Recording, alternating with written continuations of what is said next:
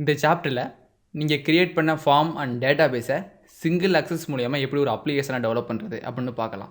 So நீங்கள் open பண்ணும்போது நீங்கள் எதுக்காண்டி கிரியேட் பண்ணீங்களோ அது மட்டும் தான் ஓப்பன் ஆகும், மற்றபடி எந்த வியூவும் ஓப்பன் ஆகக்கூடாது. ஸோ ஜஸ்ட் அப்ளிகேஷனை யூஸ் பண்ணிக்கலாமே தவிர அந்த அப்ளிகேஷன் நீங்கள் எடிட் பண்ண முடியாது. ஸோ இப்போ எம்எஸ் அக்சஸ் ஓப்பன் பண்ணிக்கிறேன். ஸோ இந்த எம்எஸ் அக்சஸில் டேபிள்ஸ், கொரிஸ், ஃபார்ம்ஸ் இருக்குது. ஸோ இதை தான் நீங்கள் ஒரு ஃபார்மாக மாற்ற போகிறீங்க, அதாவது சிங்கிள் அப்ளிகேஷனாக மாற்ற போகிறீங்க. இது மாதிரி எடிட் பண்ண வேண்டாம், டேரெக்டாக நான் ஐக்கானை கிளிக் பண்ணும்போது எனக்கு இந்த ஓப்பன் ஃபார்மோ இல்லை இந்த சிஎல்எம் ஃபார்மோ ஓப்பன் ஆகணும். ஸோ அது மாதிரி செட் பண்ணுறதுக்கு என்னென்ன பண்ணலாம் அப்படின்னு பார்க்கலாம். ஃபைலை கிளிக் பண்ணிக்கிங்க. ஃபைலை கிளிக் பண்ணிவிட்டு இங்கே ஆப்ஷன் அப்படின்னு ஒரு பாயிண்ட்ஸ் இருக்கும்.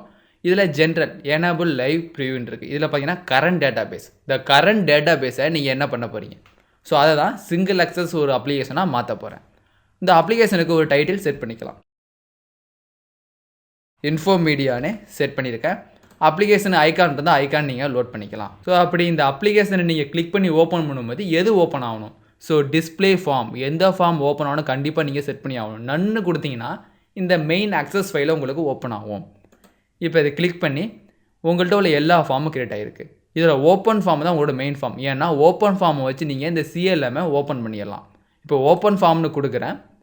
உங்களுக்கு இந்த ஸ்டேட்டஸ் பார் வேணுமா, இதான் உங்களுக்கு ஸ்டேட்டஸ் பார். ஸோ உங்களுக்கு அந்த ஸ்டேட்டஸ் பார் தேவையில்லை, இது ஸ்பெஷல் கீஸ் தேவையில்லை, காம்பேக்ட் ஆன் க்ளோசஸ் தேவையில்லை, யூஸ் விண்டோஸ் தீம்டு ஃபார்ம்ஸ் தேவையில்லை. ஸோ இந்த எனேபிள் லேஅவுட் வியூ, இதான் உங்களோட லேஅவுட் வியூ. இந்த லேஅவுட்டும் உங்களுக்கு தேவையில்லைன்னா எல்லாத்தையும் நீங்கள் அன்செக் பண்ணிவிட்டு நேவிகேஷன் பேனும் தேவையில்லை. ஸோ எல்லாத்தையும் அன்டிக் பண்ணிட்டோம். ஃபுல் மெனூஸ், ஷார்ட்கட் மெனூஸ் எல்லாத்தையும் ஹைட் பண்ணிட்டோம். ஸோ இப்போ ஓகேன்னு கொடுக்கும்போது மைக்ரோசாஃப்ட் அக்சஸ்லேருந்து ஒரு எஸ்எம்எஸ் வந்திருக்கு. இங்கே பார்த்தீங்கன்னா you must close the and review பண்ண கரண்ட் டேட்டாபேஸ். ஸோ இந்த கரண்ட் டேட்டாபேஸை நீங்கள் க்ளோஸ் பண்ணி எகெயின் ஓப்பன் பண்ணும்போது மட்டும்தான் இந்த செட்டிங்ஸ்லாம் உங்களுக்கு அப்டேட் ஆகும். ஓகேன்னு சொல்லிட்டிங்கன்னா இது க்ளோஸ் பண்ணிட்டேன். இப்போ இந்த அக்சஸ் டேட்டாபேஸை ஓப்பன் பண்ணுறேன். ஓப்பன் பண்ணுறப்ப டேரெக்டாக நீங்கள் க்ரியேட் பண்ண அப்ளிகேஷனாக இது க்ரியேட் ஆகும். ஸோ ஒரு மெசேஜ் ஒன்று வெல்கம் டு இன்ஃபோ மீடியான்னு க்ரியேட் ஆகிருக்கு. ஸோ ஓகேன்னு கொடுக்கும்போது அந்த ஹோம் பேஜ் உங்களுக்கு லோட் ஆகும். ஸோ இந்த அப்ளிகேஷன் நீங்கள் ஸ்டார்ட் பண்ண போகிறீங்கன்னா எகெயின் ஸ்டார்ட். ஸோ மற்றபடி உள்ள எல்லா டீட்டெயில்ஸும் நீங்கள் ஈஸியாக கொடுத்துக்க முடியும். ஸோ அதை ஆட் பண்ணுறது, டன், க்ளோஸ், ரிப்போர்ட் ஜென்ரேட் பண்ணுறது முதல் கொண்டு நீங்கள் க்ரியேட் பண்ணிக்கலாம். ஸோ இப்போ புதுசாக நீங்கள் ரிப்போர்ட் ஒன்று ஜென்ரேட் பண்ணணும்னா டேரெக்டாக இங்கேருந்து ரிப்போர்ட் அக்சஸ் பண்ணி உங்கள் ரிப்போர்ட்டை ஜென்ரேட் பண்ணிக்க முடியும். ஸோ பேக் வர்றதுக்கு பேக்கை கிளிக் பண்ணிக்கலாம். ஸோ அது மாதிரி இங்கே எக்ஸிட் பட்டன். ஸோ அந்த அப்ளிகேஷனை ஃபுல்லாக க்ளோஸ் பண்ணணும் அப்படின்னா எக்ஸிட் மூலியமாக நீங்கள் க்ளோஸ் பண்ணிக்க முடியும். ஸோ வேறு ஒரு எந்த ஒரு லேஅவுட் வியூவும் நீங்கள் இதில் யூஸ் பண்ண முடியாது. ஸோ ஹோம் பட்டன் மட்டும் தான் உங்களுக்கு கிரியேட் ஆகிருக்கு.